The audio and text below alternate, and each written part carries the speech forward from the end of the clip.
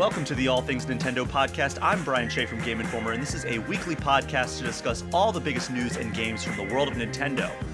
We still don't have a ton of news coming out of Nintendo in 2023, but we do have one big talker to discuss, and that will actually be the focus for this episode.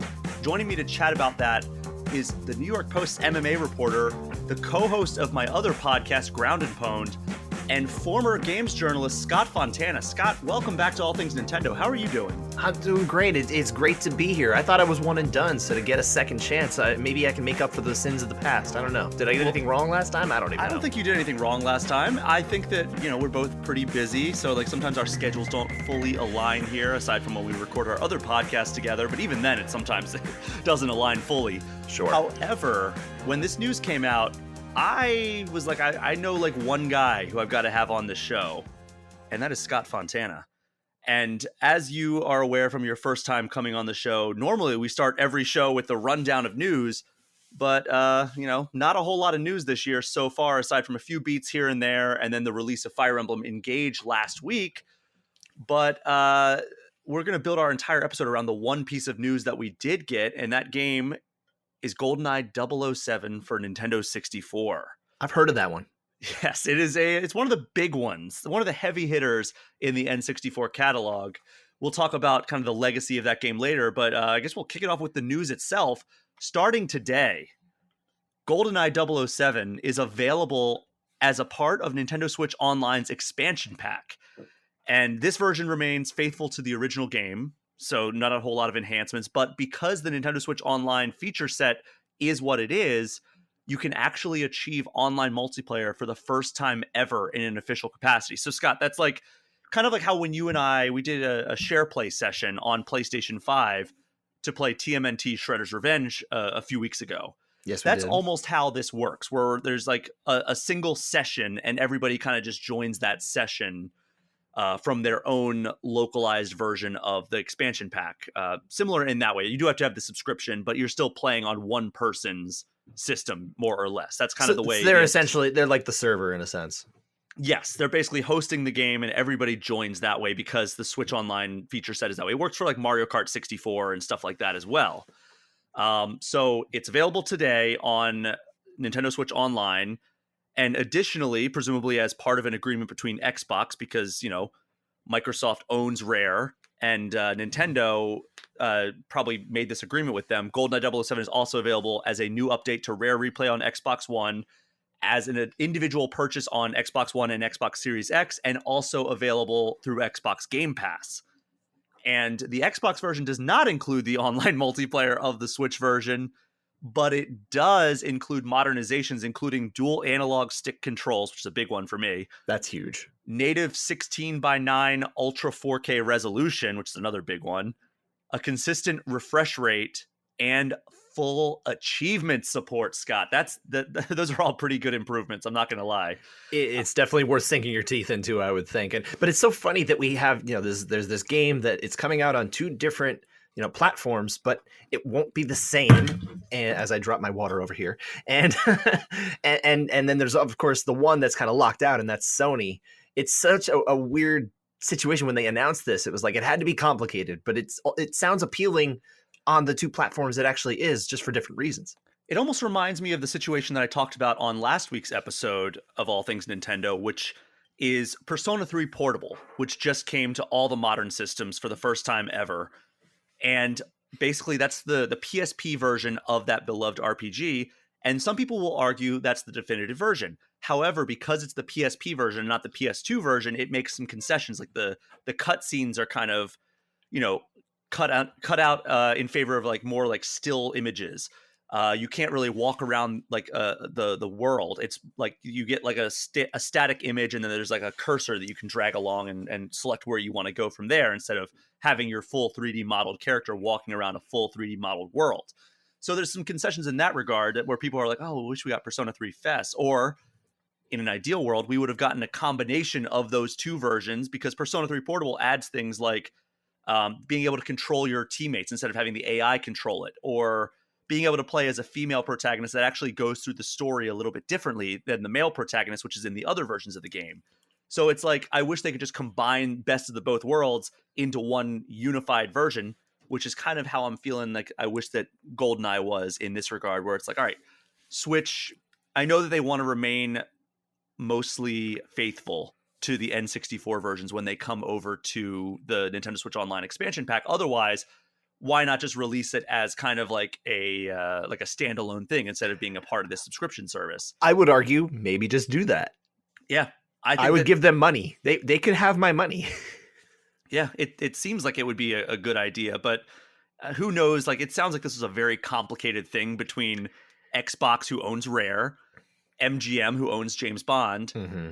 and Nintendo, who published the original GoldenEye. And we'll get into that Yeah, a little bit later, because there is a history of this, by the way. lot of rights. Anytime you're dealing with multiple rights deals, it starts to get kind of in the weeds, and that's with any entertainment property. So yeah, I'm not surprised that it's difficult, but it is unfortunate that all parties can't just realize that there's money to be printed. So let me ask you this. You are primarily a PlayStation gamer. Yes. You have a Switch. You play your Switch pretty often, but if you had to guess, or you had to say like which system was your primary system, it would be PlayStation pretty easily from my Absolutely, understanding. yeah, 100%. PlayStation's the odd man out in this, where Nintendo's getting the N64 version, Xbox is getting this enhanced remaster version. PlayStation's getting nothing as of now. If you had to choose one of these versions to bring over to PlayStation, which one would you rather have? I think I would much rather have, I guess it depends. I have a weird work schedule, which doesn't always align with my friends. So that would make it hard to play online. But that would be my preference if I had a more traditional work schedule. Short of that, in my current situation, I'll take the upgraded visuals because at least that I can definitely do no matter who's around.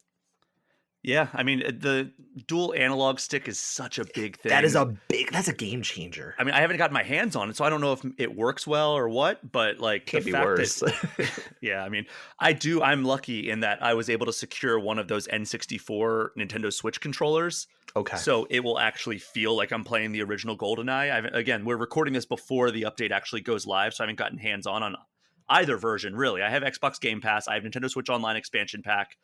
I have not played either version. Just full disclosure there.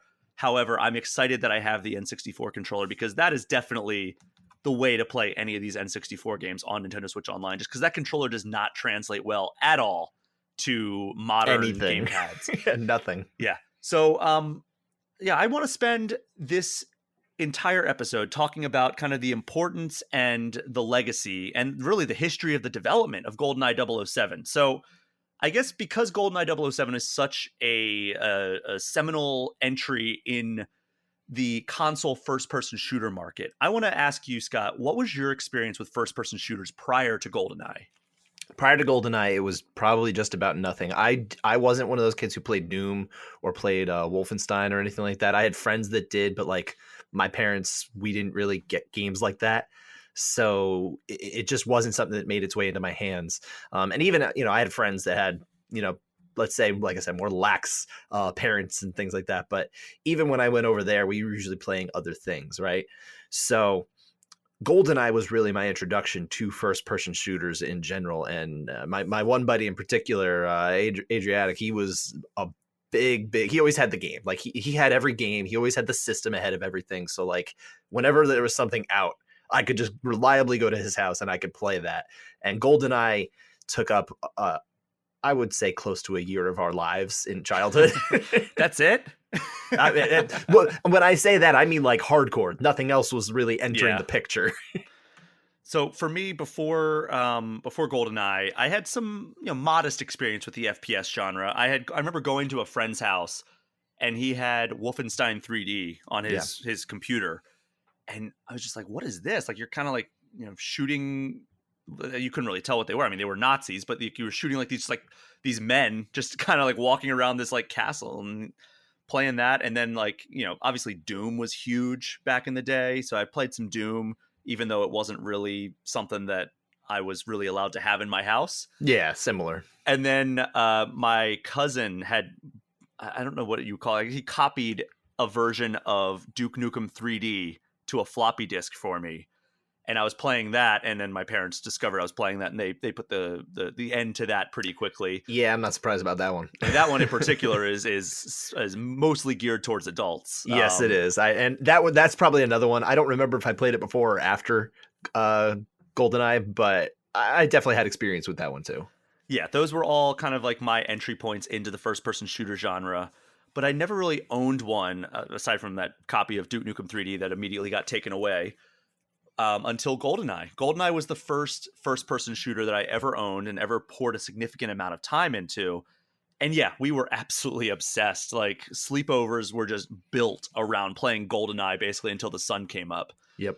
And it used to be like, all right, Mario Kart. It used to be Mario Party. I don't know if Mario Party was before or after GoldenEye, but later. GoldenEye was very early. Yeah, Star Fox. All these games were all kind of in rotation, but GoldenEye was often the centerpiece for any sleepover that existed in that time frame of my life, and that was the perfect time frame for it because that was like the age that I was at, where like you'd go over to your friend's house and just kind of spend the night with a group of friends.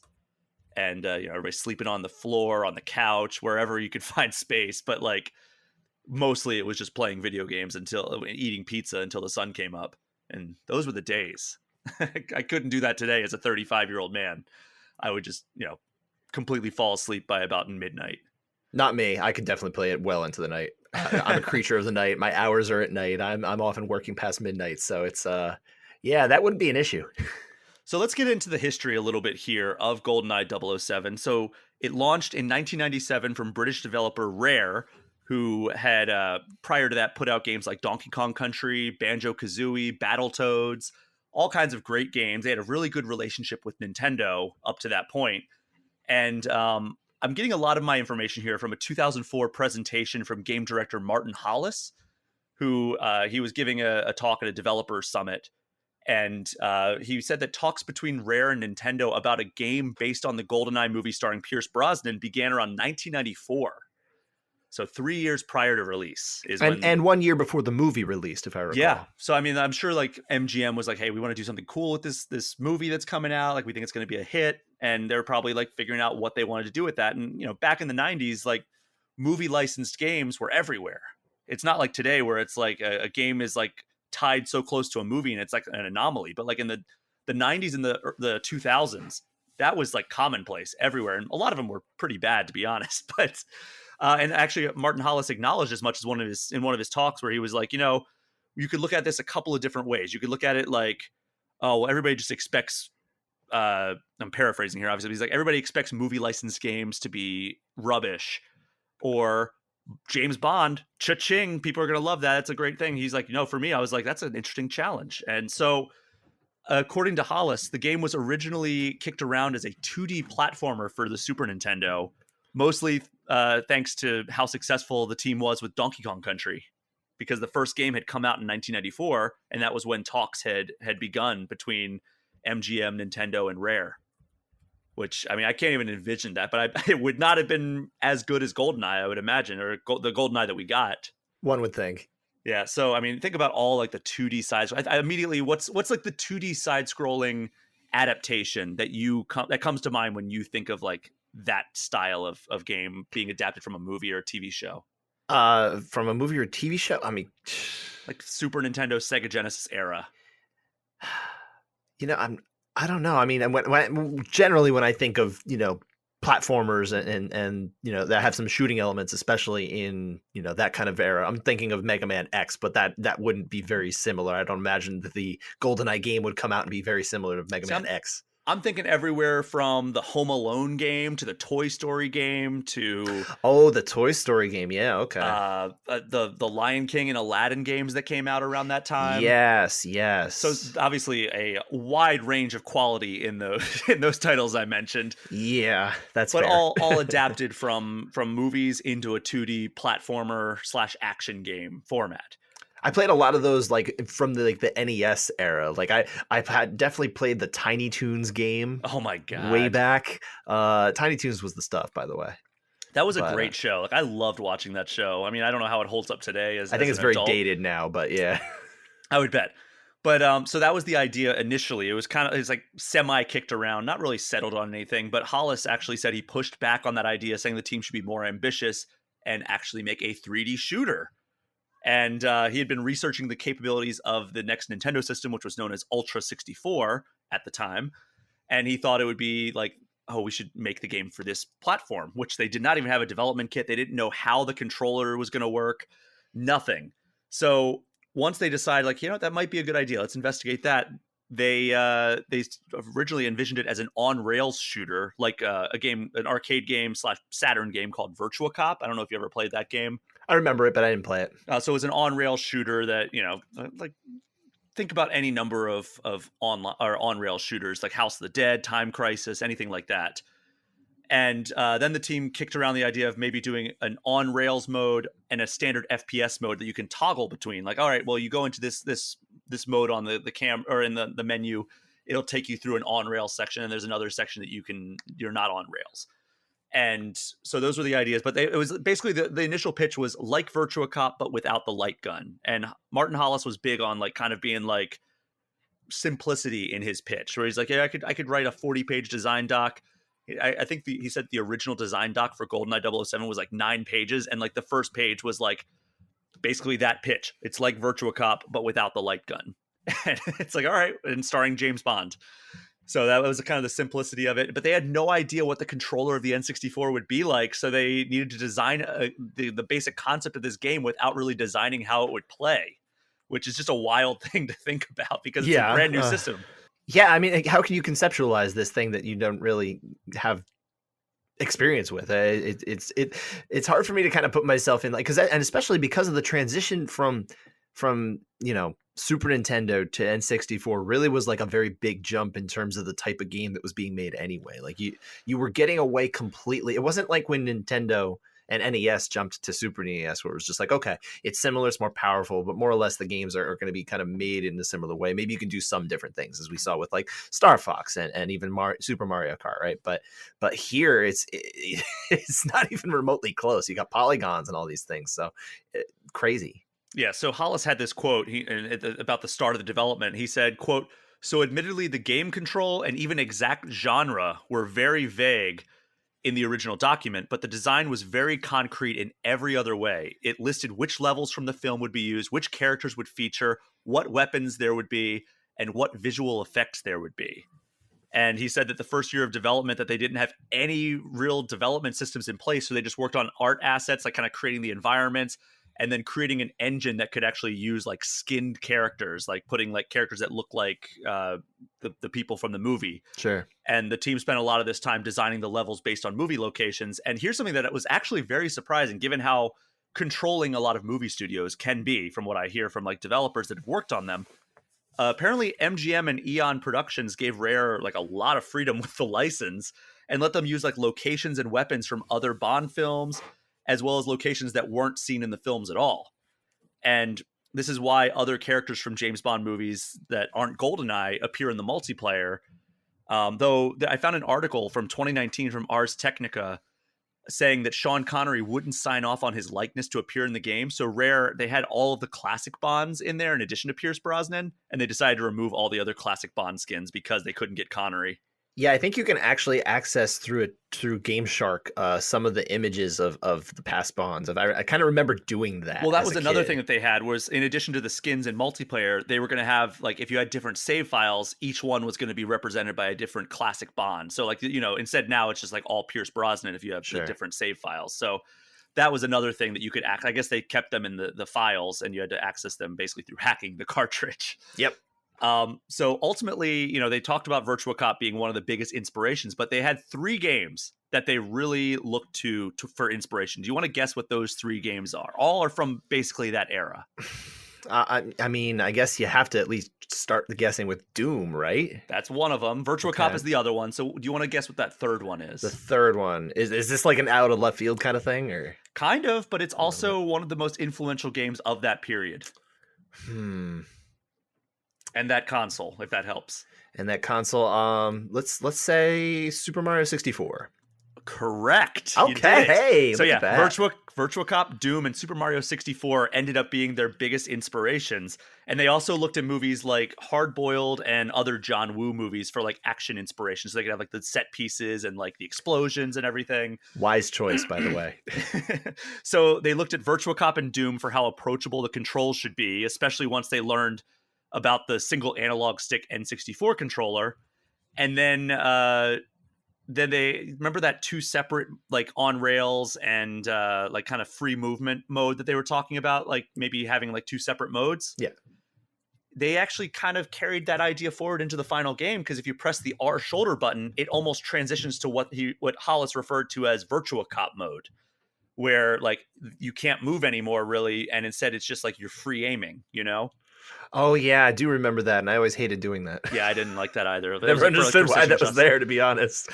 So Virtua Cop, they also took things from that where there were characters that you were supposed to shoot and then civilian characters you weren't supposed to shoot.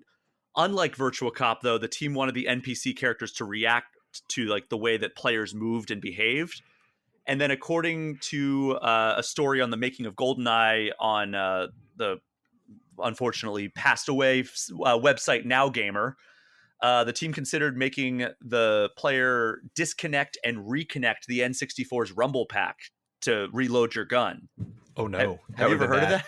That would have been bad. It's kind of a cool idea because, like, if you think about it, yeah. like you're holding the controller with the trigger and then you disconnect and reconnect. But Nintendo actually overruled that idea and said, no, you're not doing that. That would have destroyed the mechanics of that, like the clip that keeps it in place. I'm sure like very quickly that would have worn out a controller. I mean, yeah, and if Nintendo has shown anything, that their controllers would fall apart at the drop of a hat, like especially if you think it like the way the analog stick behaved, especially with games like Mario Party 1, where everybody was like moving the stick and like rotating it for those certain mini games. Mm-hmm. But yeah, so that was what they took from Doom and Virtua Cop. But they took the notion of having multiple missions in a single map from Super Mario 64, and then they made it so you could attempt multiple missions per playthrough, which is unlike how Mario 64 operated. And then in that same Now Gamer article, Rare also took the 3D collision system of Mario 64 as inspiration for how their characters would interact when they clipped into each other in a 3D space. So that's interesting that like they took such a wide range of inspiration there, especially when how Mario 64 was at that time. Like that was kind of like, this is like the gold standard of 3D games at that point. Yeah, I mean, it really was. I mean, it really is I mean, people still remember it fondly, and I think it was included in the All-Star pack, right? The one that came out for her Switch recently. If I think of the right one. Yeah, it was in there, and I think it's still well loved. No one liked the camera, not even then, but now it's even worse. But at least I think the 3D and the polygonal characters and things, like you can almost like see that there is at least it's not shared DNA, but it's inspiration. You can, if you look at that and know that fact, now that I do, and now that you've shared that with me and the listeners here, that's that makes a lot of sense. And then, you know, they had kind of the direction for gameplay settled after all that kind of uncertainty of what the N64 even would be. So Rare decided they were going to really start scouring the different Bond films for weapons and gadgets they could implement into the game. And Hollis said that they found around 40 gadgets that they could use. And then the team worked backwards to think of ways that the levels could implement them, which Hollis said was basically backwards game design, but said it worked well for this particular game. Because they're like, oh, we could use this gadget from this movie, this gadget from this movie, and then like figure out ways they could design the level around using that, which when you think about like the way they did it with like the multiple missions per map, that actually kind of makes sense that they would be like, oh yeah, let's have it so you have to use this gadget to achieve this one mission. And it's interesting to see that DNA kind of carry forward into this title and even future titles, which we'll talk about in a little bit. Absolutely. I'm so glad, especially things like now obviously there were things that made it their way into the game from the movie itself, that like the wristwatch and that kind of stuff. But it's just a cool thing that it felt so James Bond, and like I didn't understand it at the time because that was actually my entryway into the James Bond series. But now that I've gone back and watched the movies multiple times and become like a really lifelong fan of it, it really is like such a love letter to, I think, James Bond and the idea of what James Bond was in the mid-90s. Oh, for sure. And what was really interesting, because like, have you ever noticed the levels in GoldenEye 007 are just a little bit different from your standard like 3D point A to point B stages? I guess I never thought about it like that. So basically, the development team, this is Hollis again in his speech, he said that um, the team actually created the levels without any consideration to where the player would start, where the mission would end, where enemies would spawn, or anything. Instead, they just made environments and maps that would be interesting, I which, like that. again, backwards game development, but somehow worked really well for this game. And it resulted in the game giving players basically multiple routes through stages in some cases and kind of a non-linear gameplay feel. And that feels like it feels like because they made it that way, they were going for an interesting environment. That's why it probably translated so wonderfully into multiplayer, because your first concern is in a multiplayer map is like, okay, this needs to be an engaging environment for us to work in. You don't have to worry about, oh, maybe we made it a little too straightforward, like for a single player map that wouldn't necessarily work in multiplayer, but the multiplayer obviously was such a standout from GoldenEye. And there's another reason that multiplayer works extremely well, and we'll get to that in just a second. But the development at the initial part, they didn't have an N64 development kit, so they had to start on an SGI Onyx, which was like kind of a visualization system that cost them about $250,000. And it wasn't very good at rendering Wow. polygons, so they said that some of the backgrounds were running at 2 frames per second, and Oh, good. they could barely get like characters to like be able to move around in the environment. And basically, like they were like, oh well, once they learned more about what the N64 dev kits were and like how powerful they were like, oh well, if we can get it to run on this SGI Onyx at all, even if it's running like garbage, we're going to be able to run this at a consistent 30 frames per second on the N64. And that obviously did not happen. There actually are quite a few dips in frame rate at times in this game, but it runs a lot better than 2 frames per second, and the characters are able to move around pretty smoothly. But Hollis said that when the N64 dev kits actually became available, they were about 1/1000th of the price. Oh my god. And then they could also render way, way faster, like in terms of like creating polygons. And he said that those N64 dev kits basically saved the project, but they were doing a lot of early testing, early play testing on Sega Saturn controllers, which was very interesting to hear. Like it's like, just such a completely different controller. I'm surprised it translated so well over to the N64 in terms of just feeling good, because it does feel ultimately super good. For the time, definitely, yeah. I mean, obviously there have been so many modernizations over the years, but yeah, I mean, you could get used to that. Even, the way you'd strafe, the way you'd move around, everything did make sense at the time. So uh without the N64 dev kit, they were kind of getting a late start on getting a game out in the early parts of the N64's life cycle.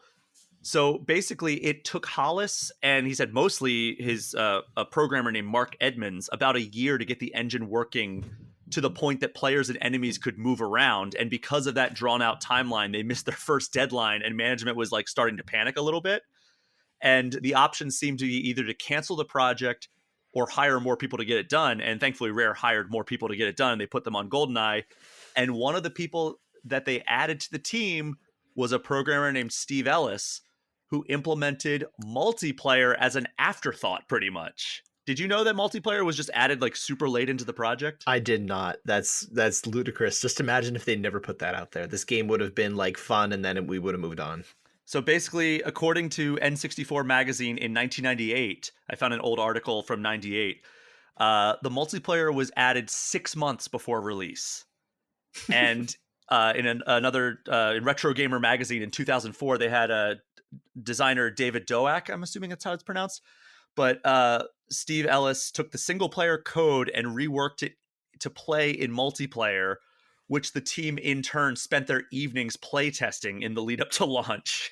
And That is wild. By the way, I don't know if you are, maybe I'm blowing the lid off of something you were going to mention too, but there is a Dr. Doak or Doak, we always called him Dr. Doak as a kid, in the game, in the facility. That's one of the characters in the game. oh, there's so many references to like a lot of the soldiers, like the non-movie soldiers, like characters Mhm. that don't appear in the movie, are the faces of developers. The Klob is one of the weapons is named after Ken Lobb, who was their producer on the Nintendo side.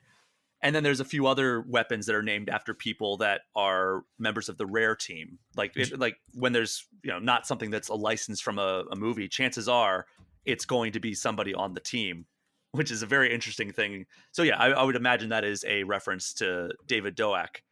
You mentioned the Klob, by the way. Do you know that the Klob had a different name going through development? What was it? My understanding is that it was renamed from its original real name because it was based on a weapon called the Scorpion with a K. I mean, there's like numbers and stuff too, letters and numbers. But anyway, it was renamed the Spider, Spyder. But they ended up changing that again because it was a trademarked paintball gun. Interesting. And that, also I think that's how Ferrari spells spider when they do like a convertible version of their car. So I don't know if that's another like sticking point. It's very weird, but yeah, there's a lot of references to the development team all throughout the game, whether it's a weapon name, whether it's the faces of the non-movie soldiers, all kinds of things. But you know that certain levels, when you go into multiplayer, you can't play 4 players. Some of them are only locked to 2 players. And that's because so many of the levels were adapted from the single player campaign so late in development that they just couldn't get them to work with 4 individual human players. Why was that? Was it just like too many polygons on screen? I'm assuming it's a memory thing. Yeah. Like that's my assumption, is that it's a memory thing. And it's just like, because it happened as kind of like a side project that like they couldn't really invest too much time because they were trying to get the rest of the game done. And this was like an added bonus. That's interesting. What was your go-to multiplayer skin? My skin, I mean, everyone fought for Odd Job, obviously, but short of that, I don't know. I kind of switched it around. Sometimes I would pick Baron Samedi, although he was way too tall, so that was actually not. Well, he wasn't Jaws tall. No. Jaws was also fun to be, and especially if you were doing slappers, that was fun to be Jaws. Yeah, I mean, Pierce Brosnan was someone I went to a lot. Even Trevelyan. Trevelyan was always one of my go-tos. I always liked being Bond as well, but yeah, Baron Samedi was a good pick too. But yeah, there's a lot of just such memorable character models in those in that game, and people always fought for Oddjob. But my standing rule, or our standing rule, and it's nothing super unique to my friend group, but it was no Oddjob, because you could just run up. I remember like just the running directly straight past you, and it's like underneath your view, so you can't even see him anymore, and then he kills you. Yeah, like, sometimes we would ban it, but oftentimes, like, I wasn't usually because I didn't have an N64 at the time. I was always going to other people's houses, so it really mattered with house rules. Exactly.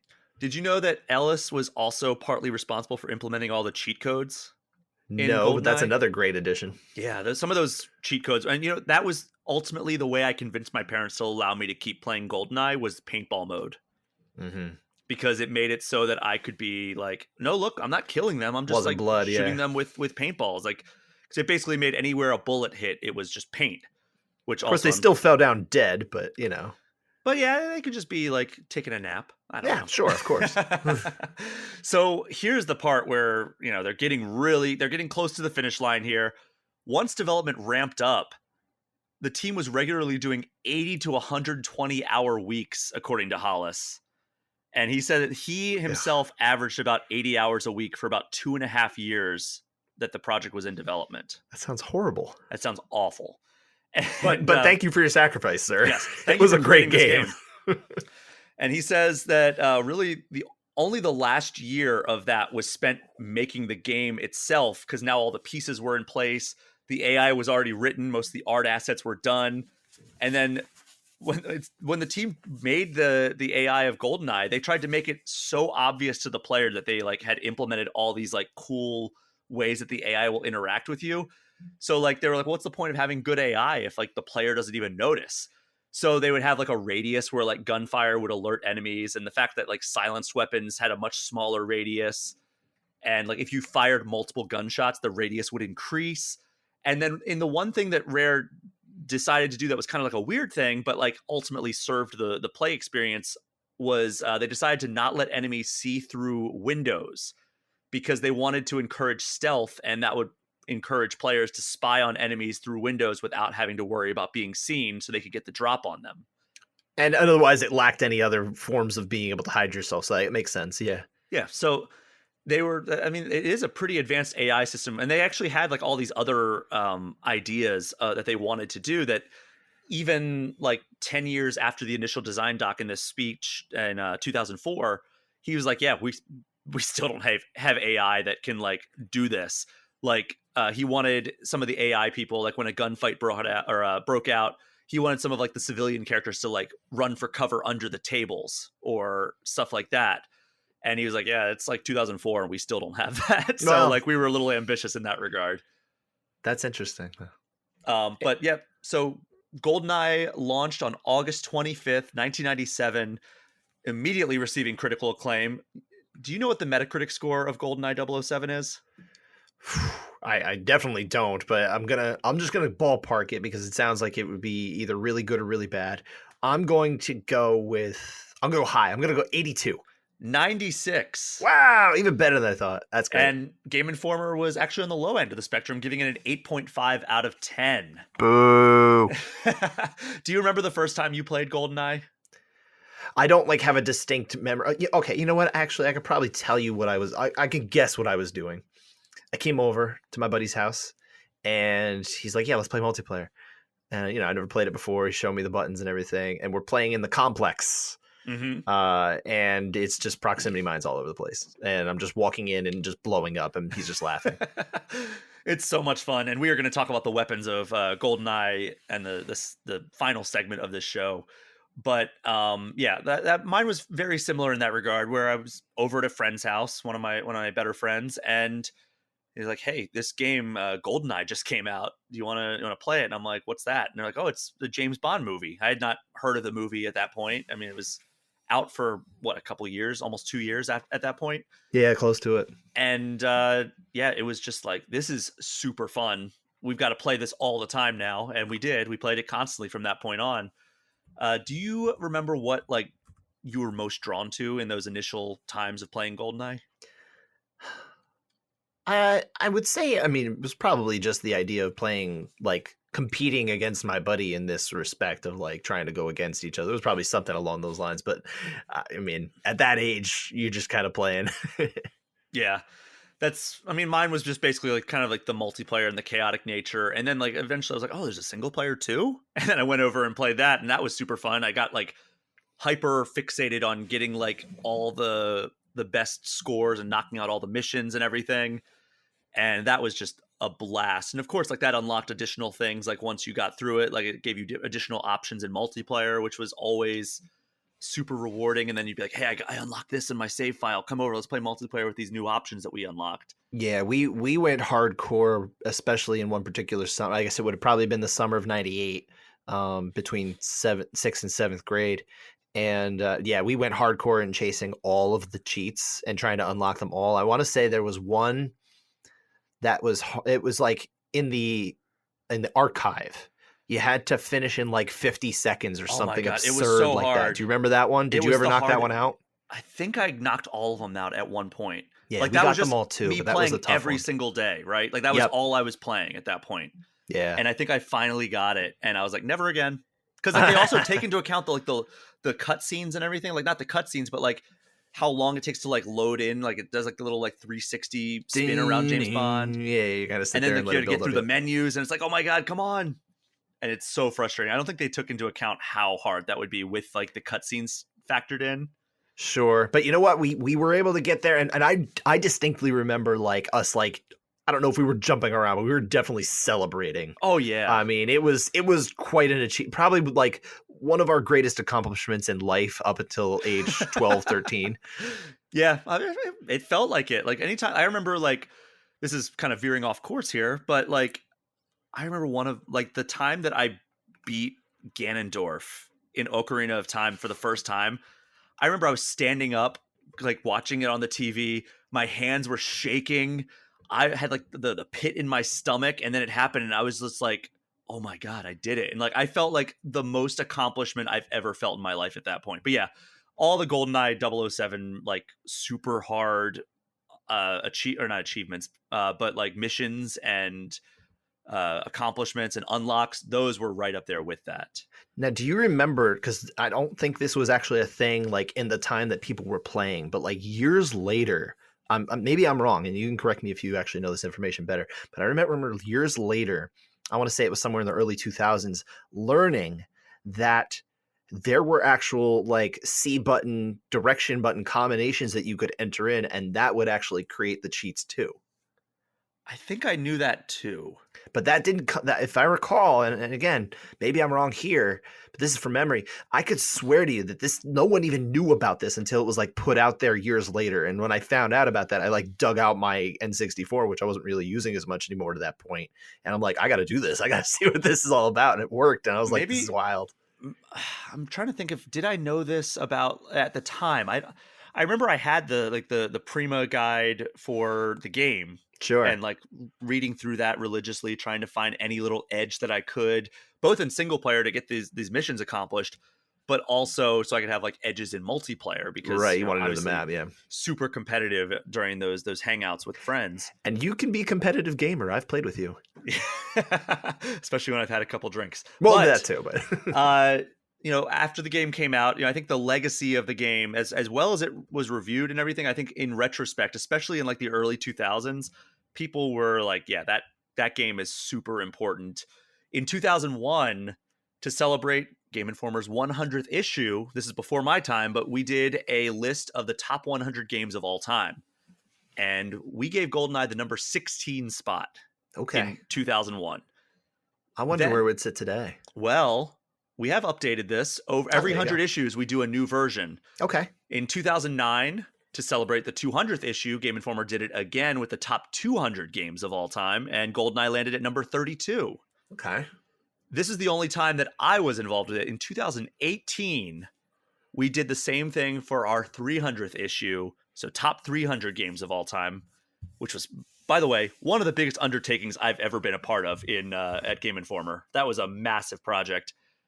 It landed at number 68 in the top 300. Okay, so pretty much every time we go an extra 100 issues, it kind of almost doubles in terms of how far down it goes. Yeah, 16, so 32, and then 68. It'll be like 120th or something like that out of 400 next time. Hey, man, like obviously, like, you know, it accounts for different staff members over the years. Of course. Fact that the game has aged worse as more years have gone on, but we still acknowledge like this is a super important game. Yeah, there's impact and stuff, but you're right. Like games are moving forward. They're typically not going backward, even though we have one coming out that is more or less the old game, but just updated, right? Mm-hmm. I think if I'm not mistaken, like here's like a prime example. Like 2001, I want to say like in the top 5 games, or maybe the top 10 games of all time, Tony Hawk's Pro Skater 2, I think, was in there. That was in a top 10 game. And I think in the 200th issue, that dropped to like somewhere in like the 100s. And then in 2018, when we did the 300, I don't even know if a Tony Hawk game made the top 300. So that's like a perfect example of like a time and place. Sure. Which, you know, I still love the Tony Hawk games. I think you do too. I mean, I have no like emotional attachment to them. I didn't play them as much, but like I did play, you know, when they put out 1 and 2 recently Remastered. for PS4, PS5 generation, that I did really enjoy it. I sunk my teeth into it. I had a good time. It's a great game. But getting back to GoldenEye, it has sold more than 8 million copies on N64, which makes it the 3rd best-selling N64 game of all time. Do you want to guess the 2 games that beat it out? I would say Super Mario 64. Yes. And to Mario Kart 64. Correct. Good job. I'm thinking what was the most likely game that I was going to come to someone's house and they would have. Yep. And it makes sense that GoldenEye wouldn't be as high just because there is the violence factor. But otherwise, like overcoming that, I feel like that's even more impressive that it even made it to 3. Yeah, for sure. And that means it sold more than Legend of Zelda Ocarina of Time, Legend of Zelda Majora's Mask, Super Smash Brothers, and Pokemon Stadium, which are all heavy hitters. But it had the advantage of coming out in 2007, not like within the first year of that cycle. So it gives it a little bit of an edge there, right? Yeah, and it also, you know, outsold Rare's other very highly respected N64 hits like Diddy Kong Racing, Donkey Kong 64, and Banjo-Kazooie. Banjo-Kazooie, that was a big one. So you said that, like, you know, it benefited from coming out pretty early on in the N64's life cycle. But do you have any other reasons that you can attribute to why a game based on a movie that came out 2 years ago would sell so well? I mean, the only thing I can guess is it really is just it caught fire with the ability to play it with your friends, and that's what I would jump to first. I think that and Mario Kart 64, those were the driving forces between those two games. The communal couch play that it's not as in vogue anymore because now we can play remotely. But yeah, I think that was such a driving force. That would be my guess. Yeah, I think that that's probably it. Is the multiplayer is really to blame for that, because and that was such like an afterthought in Yeah. development, which is such a wild thing to think about now, because that's what everybody's memories are, right? Like you think about GoldenEye, you're like, oh yeah, playing with friends like on the couch, that was so much fun. Screen cheating, seeing where they're at on the level, running at where they are because you see on their little quadrant of the screen where they're where they're camping, and you can run up and like get the drop on them. Screen looking was not okay. I didn't like that.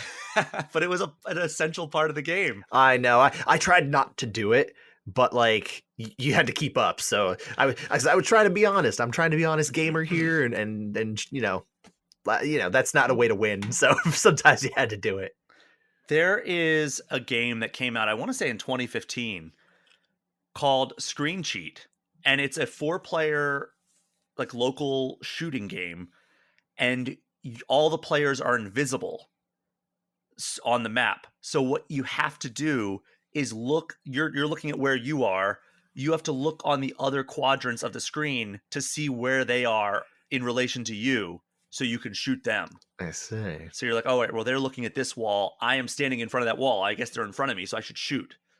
And that's like a very novel concept that definitely is playing off of games like GoldenEye. Well, sure, and if it's part of the rules, it's part of the rules. That's that's the way it is, and obviously it is in the game. But I don't know, in my 12-year-old, 13-year-old brain, I'm playing this game, and I'm like, no, I'm gonna play it the right way. I'm gonna play honest, and hey, don't cheat. And, I mean, I wasn't yelling at anybody to do it, but I definitely was frustrated.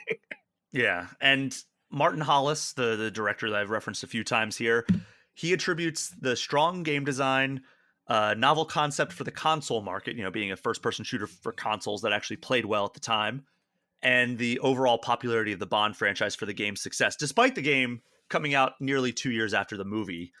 And but it was at that point, it was in advance of the next movie, which came out in December, Tomorrow Never Dies. So it was almost like probably inadvertent, because they didn't mean for it to come out this late, but it was kind of an inadvertent like hype package for James Bond.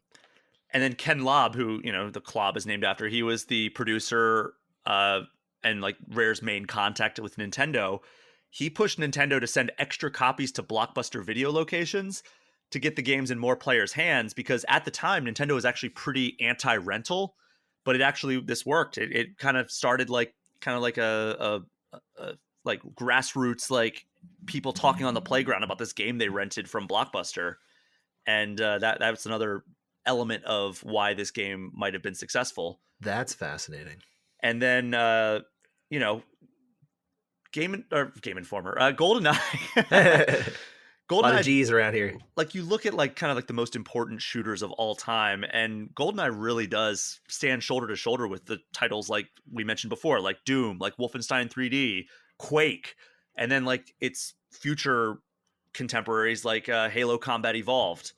And like it really revolutionized the console first-person shooter and like demonstrated what it could accomplish. Like, how do you kind of assess the legacy of GoldenEye 007 as it exists today?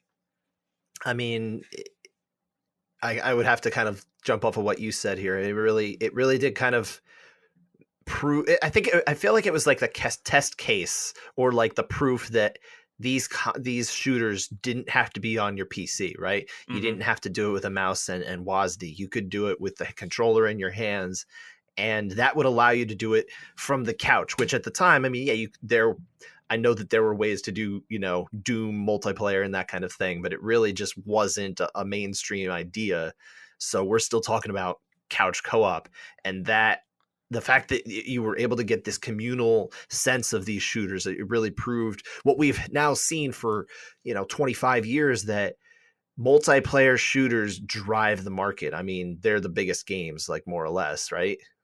Yeah, I mean, at this point, like, yeah, there's always going to be people who love like the single player experience. I know I count myself among them. Like, I prefer single player games more times than not. Me, like almost like probably it's probably 9 to 1. I would rather play like a single player game.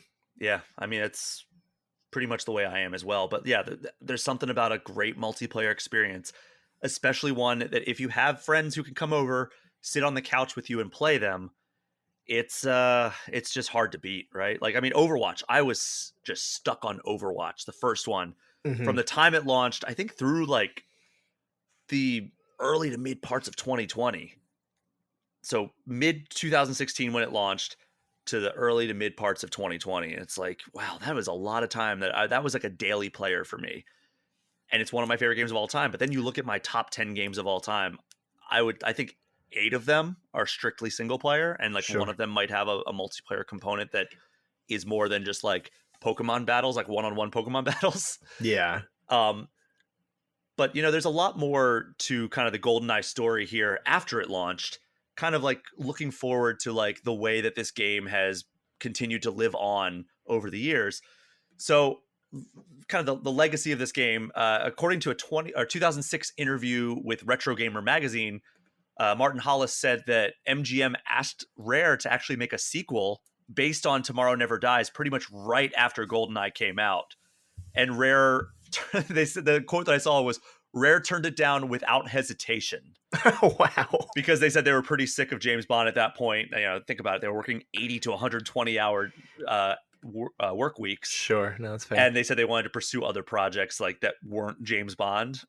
So in 1998, which was right after GoldenEye launched, MGM formed a partnership with EA to publish new James Bond titles, which resulted in games like Tomorrow Never Dies, The World Is Not Enough, Agent Under Fire, Nightfire, Everything or Nothing, and then 2004's GoldenEye Rogue Agent, which has no relation to the movie or the original GoldenEye game, which makes it feel like a massive cash grab from EA, right? Certainly does feel that way. But I'll tell you, some of those games that you mentioned too, especially some of the later ones, I actually really enjoyed those. Like I think I've played every single one of those you noted, but I have especially fond memories of Everything or Nothing, which is it's a third person shooter, but and Driver. There was some driving elements to it too, but it felt like you were playing a James Bond movie, like some of those late games. That was kind of cool. Everything or Nothing was a lot of fun. I'll back that one for sure. I didn't play the other N64 James Bond games. So I tried Agent Under Fire, and I don't it didn't did feel the Tomorrow same. Never Dies actually come out for N64, or was that a PlayStation exclusive? I believe it did hit N64 as well. Okay, because I know I played The World Is Not Enough on N64, and it was okay. It wasn't as good, but I could have swore. Maybe I'll defer to you, my friend. No, you were right. You are actually correct. It was a PlayStation exclusive. The memory didn't fail me. There we go. But The World Is Not Enough did arrive on N64. And Agent Under Fire, Nightfire obviously were after the N64. Yeah, they got much later. But I remember trying Agent Under Fire. I was like, oh yeah, I used to love GoldenEye. Let me try this. And I tried playing that, and I was like, I don't really like this that much. But then I tried GoldenEye Rogue Agent and in 2004. Really didn't like that, and it didn't fare super well in reviews anyway. It got a 61 on Metacritic. Game Informer gave it a 6.75 out of 10. So moving forward, though, obviously Rare never made another James Bond game, but they did make a spiritual successor on the N64 called Perfect Dark.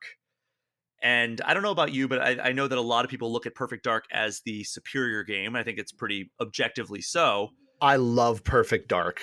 I 100% love Perfect Dark. Yeah, it's a really good game. I didn't play a ton of it back in the day. I've gone back and played it since because I just didn't have the expansion pack, and a lot of the content was locked behind the expansion pack. I made sure to get that. Because I actually, at that point, because I didn't have an N64 until later in the cycle, I used my own money to buy for $100 at Walmart my own Nintendo 64. It was mine. I paid for it myself, and I paid for the Perfect Dark with the expansion pass myself. Wow. Well, congratulations to you. Very proud of myself. I was an enterprising little guy. You really were. So Martin Hollis was the director of GoldenEye, and he worked on Perfect Dark for just over a year, and then he decided to leave Rare. He did some consulting with Nintendo on the development of the GameCube to make sure it was like developer friendly, basically make it so it's easy to develop games for. And then he ended up founding his own studio called Tsunami, which put out a couple of games before it looks like it closed in the late 2000s, early 2010s. In 2002, Rare was acquired by Microsoft, which effectively ended Rare's close relationship with Nintendo. That acquisition included Rare's IPs like Banjo-Kazooie and Perfect Dark. However, Donkey Kong obviously remained with Nintendo since Donkey Kong was originally a Nintendo franchise. We've since seen Retro Studios pick up the Donkey Kong Country franchise. The rights to GoldenEye 007 became extremely messy at that point because MGM and Eon Productions owned the rights to Bond. Nintendo published the original game, but Rare, who is now owned by Microsoft, developed the game. So it was like, all right, who owns this game now? And in 2006, Nintendo actually told MTV that it was planning on bringing GoldenEye to the Wii's Virtual Console, but then down the road, it was revealed that it unfortunately never happened due to the inability to agree on the licensing of the game. Because, Rare was owned by Microsoft now, and then MGM and Eon, and they were working with other publishers at that point to make exclusive James Bond content. So it was just a mess at that point. And then in 2008, Rare was actually working on a remaster of GoldenEye for Xbox Live Arcade. And then the website 1UP reported that despite getting super close to the finish line on development, the developer had to cancel development when Nintendo, Xbox, and MGM could not come to an agreement. So it sounds like this was just a common theme here. The lawyers always ruin everything. And then around that time, Activision acquired the James Bond license and began creating games starring Daniel Craig's version of the character. So one such game was a 2010 remake of GoldenEye 007 starring Daniel Craig using the Call of Duty engine.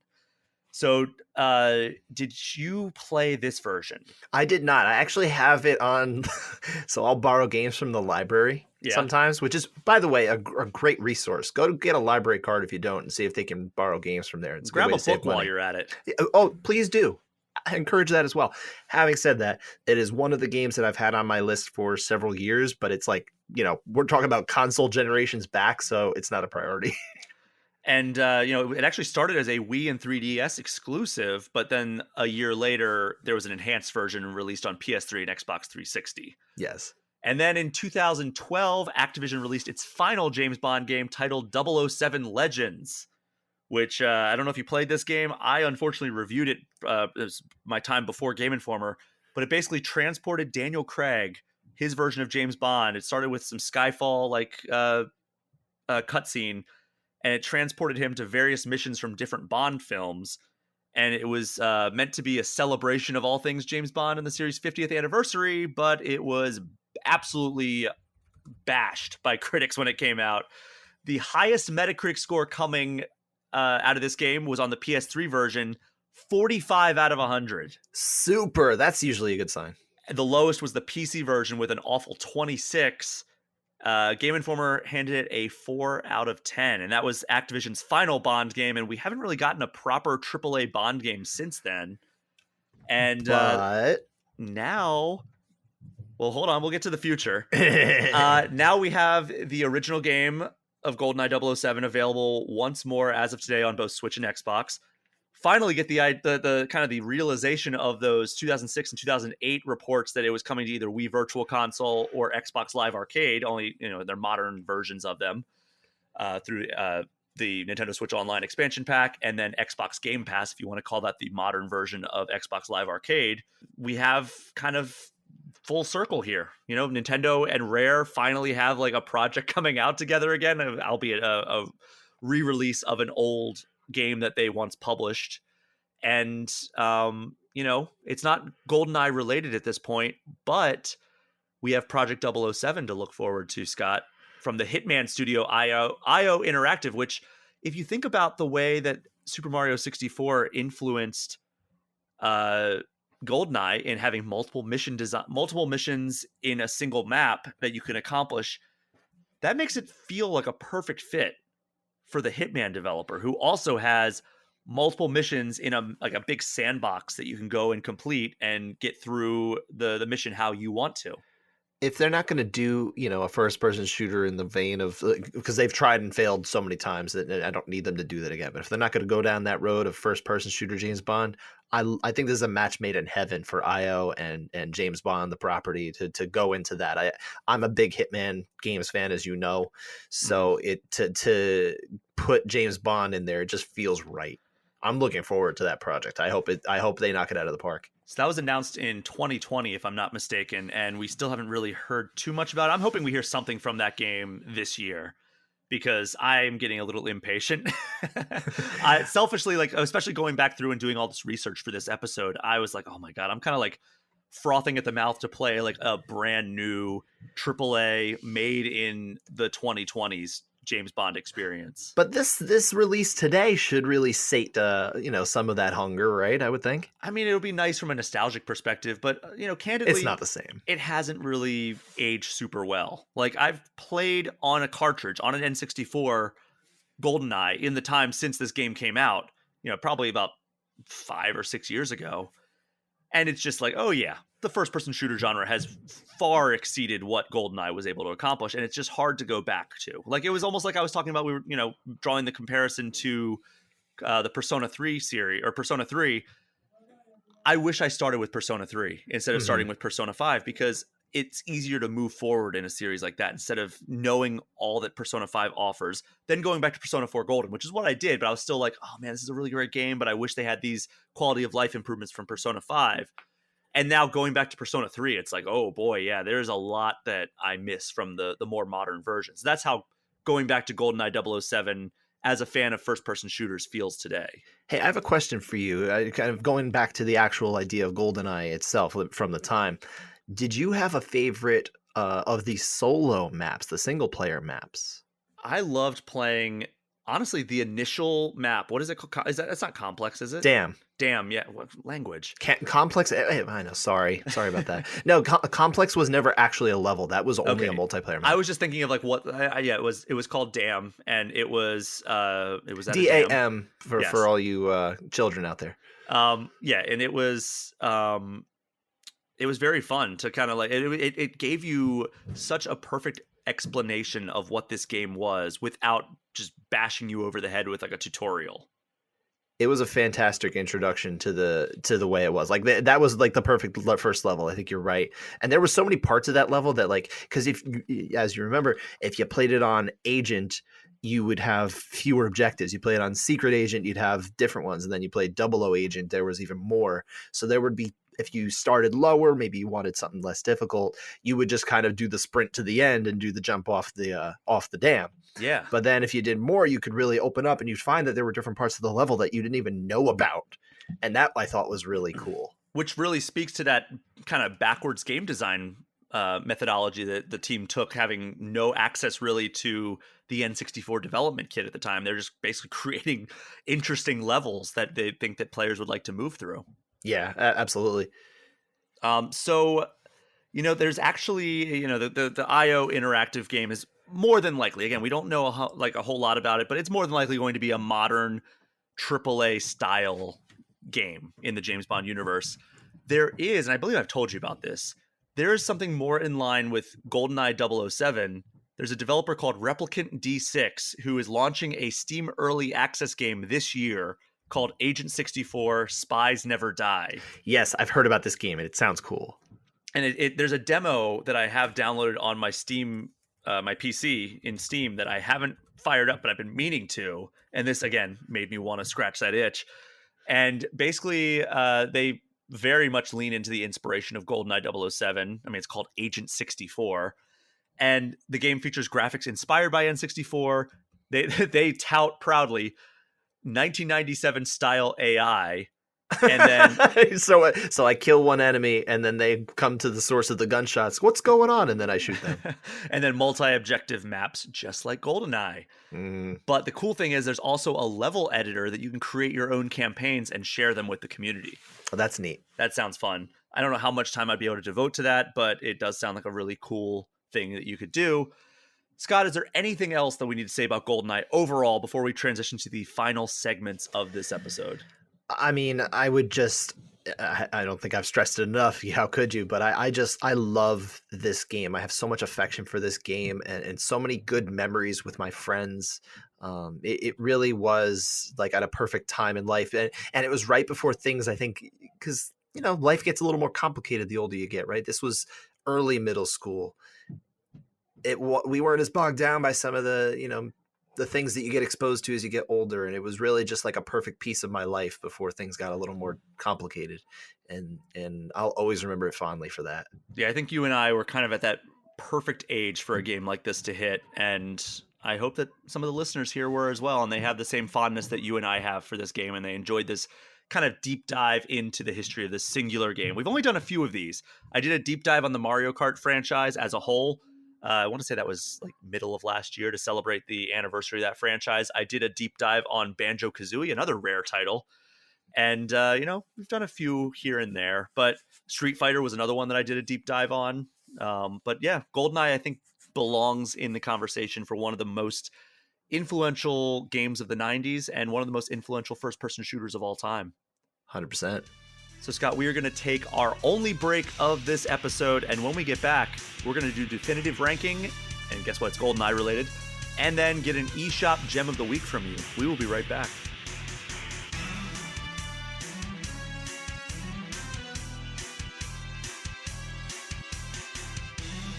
We are back, and it is time for Definitive Ranking, a recurring segment where we take a Nintendo topic and give our personal top 5 lists. Since this episode has been so focused on GoldenEye 007, it would be weird if we didn't have a GoldenEye topic here. So I wanted to get your top 5 GoldenEye 007 weapons, Scott. So start with 5, count it down to 1, give me a sentence or two about each. I would say number 5 is the silenced PP7, which was, of course, the classic Walther PPK, but they renamed it PP7 in the game. It had seven shots. Had 7 shots, but the silenced version in particular, because when you need to stay quiet, you got to use the silenced version, and it was always great to like shoot them, shoot the enemies here, and like you hit them in the belly or in the head or whatever, and then all of a sudden they would just fall in like ridiculous ways. But you had the time to line that shot up much more with the silenced weapon, and you were up close. It felt like it was always more hilarious. Yes, and the way that you could target individual parts of their bodies, like, I know that sounds sadistic, but like... It was. We were children, but it was sadistic. Shoot them in the crotch area, shoot them in the stomach, and then yes, wherever you want to shoot them. You often targeted them in the crotch, didn't you? We were messed up. We were just going through things as kids. I mean, it was right? really the first time you could do that kind of stuff in a console game, at least. Yeah, and the first thing, you could do anything you want. What do you want to do? Oh, I want to shoot him in the crotch. It's a valid way to take down an enemy, I guess. It's not wrong. All right, number 4. Number 4, the AR-33 assault rifle. Now, I don't like assault rifles in 2023, but at the time, this was a really useful weapon, and it was good at mowing down, especially in like the caverns in that level. Like this was a really good way to mow down some of the enemies that would come your way. Yeah, it really does kind of paint a different picture these days, talking about these kind of weapons. But back then, like, it was just a fun way to play through the game. Yep. All right, number 3. Number 3 is the laser from Moonraker. Moonraker laser, baby. That was so much fun. It made a different noise. It was totally different from all the other weapons that you did, that you used. I believe you got it in Aztec, one of the like kind of the post game missions, and yeah. That was always fun to use in multiplayer as well. So I had a good time with that one. Yes, that was it may appear on my list. Number 2. Number 2, and probably this is number 1 for a lot of people, but I went number 2 here. Proximity mines. Yes. Number 1, I was actually a big fan of remote mines, but I think the proximity mines.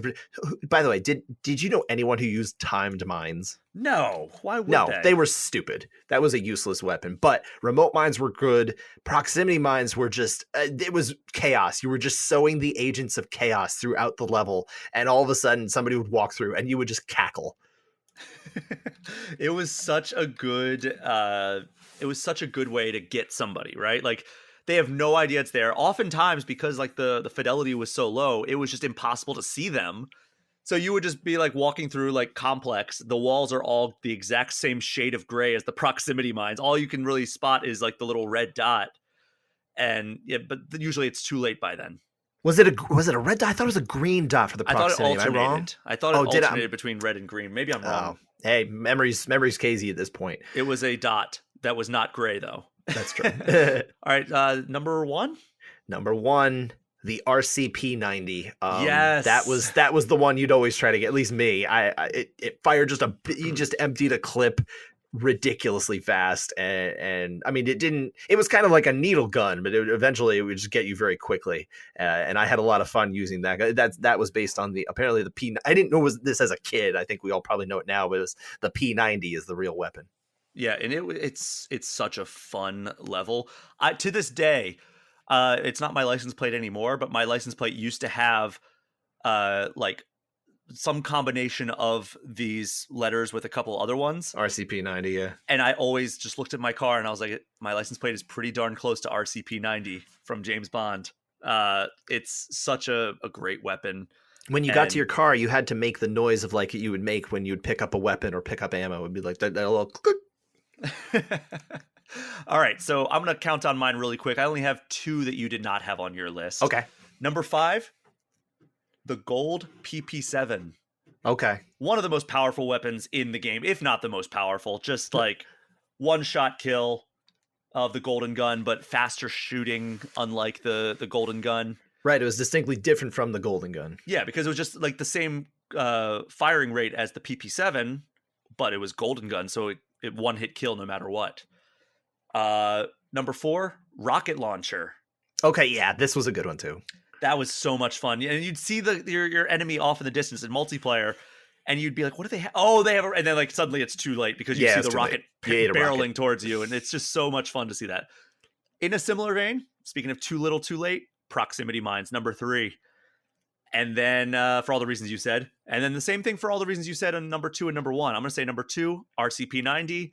Number 1, Moonraker Laser. Okay, so we have the same top 2. That's wild. That's so funny. Such a great game. But Scott, before we wrap up and move away from the topic of weapons, we have your favorite weapons in GoldenEye. What was your least favorite?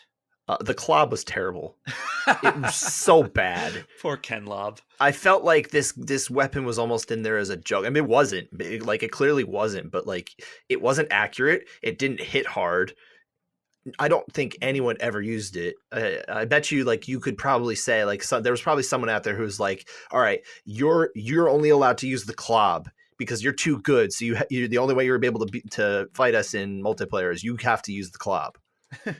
I actually did see something about the Klob from Wikipedia. Quote, the Klob, a submachine gun with a folding stock, possesses a high rate of fire and a wide bullet spread compared to other weapons, but is severely underpowered with heavy recoil.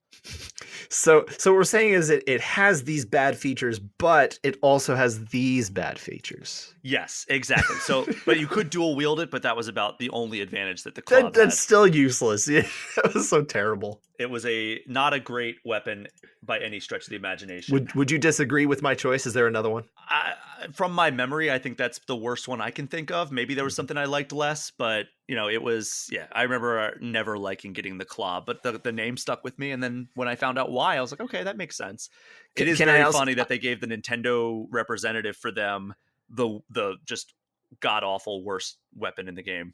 I also felt like it almost felt like it'd be cheating to put this as one of my top 5 weapons, but I really loved when you'd enter the all guns cheat, or you'd activate the all guns cheat, and you could fire tank shells from your forehead.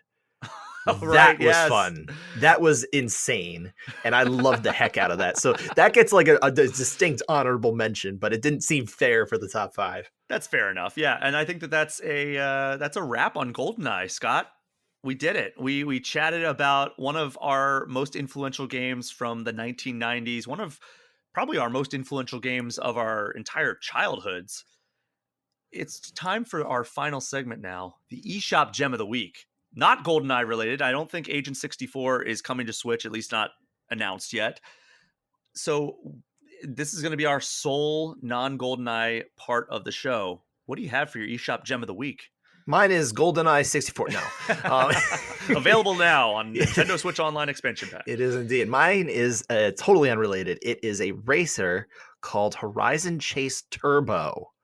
Now, this is a game that I've mentioned to you before, Brian, but it came out, I think, in the last 5 years or so. I don't remember the date distinctly, but it's like an 80s, 90s inspired racing game. It's kind of has that 16-bit look to it. Beautiful 16-bit imagery here. Takes after games like Outrun, if you remember that from the 80s. Oh, yeah. And the arcades and stuff. It's similar to that. So it's go through circuits. It's the environments are beautiful. There's so many different race courses and things, and I had so much fun sitting, especially around my kids. My kids were having a good time watching me play this game because you're going so fast, and they love the cars, and I would chase time trials and try to beat my buddy's score and everything like that. It really is like a fantastic game from I want to say the studio that makes it is based in Brazil. And they love racing in Brazil, so they have a fantastic expansion centered on Ayrton Senna, a Brazilian racing legend, who unfortunately did pass away in a race about 30 years ago. So, but nonetheless, these games are fantastic. You can do split screen multiplayer. You can do asynchronous multiplayer where you're trying to compete against your friends. It's really terrific. I love it. Well, you convinced me to buy it. I did not buy it on Switch. I bought it on PlayStation right before this because that's what you have it on, and we want to play multiplayer at some point. Yes. So I did get that, but it is currently on sale as of this recording on PlayStation Store, and that is, I think it was $4 for the regular edition, or $6 for the Ayrton Senna edition, which I accidentally bought both. So I need to get in touch with PlayStation customer support to get a refund for the lesser edition there. It's normally $20 on the digital version, of course, without the Ayrton Senna add-on on eShop. It's $20 unless it's on sale. Maybe wait for a sale. But yeah, sadly it's not fantastic. on sale currently as of this recording. But yeah, if you want to check it out, it is on sale currently on PlayStation, or it's $20 on Switch right now, full price. And it came to Switch in 2018, and it looks like a really great time. I mean, we got on this because on our other podcast, we were talking about racing games, because you've been playing a lot of Forza Horizon 5, and it looks like a game that I will love. So I think you will. I really do. And I think any of our listeners, especially if you like retro style racing games, this is a really fantastic one. Yeah, and I'm excited to dig into it because I've been playing a lot of modern racing games between Forza Horizon 5 and Need for Speed Unbound. And I don't know if you saw the Forza Motorsport presentation that happened earlier this week. I heard about it. I didn't see it. Whew, they are doing some impressive stuff with the first Forza Motorsport game exclusively for Xbox Series X and S, and obviously PC as well. I recommend you go check that out if you just want to see it's intense, the amount of attention to detail they're going into. But I'll check it out. This is a Nintendo podcast, so I think that wraps up our episode, Scott. Thank you so much for joining me today. My pleasure. I'll come back anytime. And thank you so much to everyone for listening. Do me a favor, if you haven't already, throw All Things Nintendo a 5-star review. Hit that subscribe button wherever you are listening to this. And if you want to get any questions or comments in, you can get in touch with me at allthingsnintendo@gameinformer.com, or hit me up on Instagram at Brian P. Shea. And as always, you can join the Game Informer community Discord, which is a perk for subscribing to our Twitch channel. Scott, tell everyone where they can find you on the internet. Well, my work in terms of covering the sport of mixed martial arts and UFC, you can find at nypost.com/sports, and there's the MMA tab there. I'll talk about gaming, I'll talk about fights, I'll talk about a bunch of stuff on my Twitter account, which is at Scott_Fontana. So yeah, hit me up. I'd love to talk about games. That is our show for this week. Thank you so much for listening. Take care. We'll see you next time.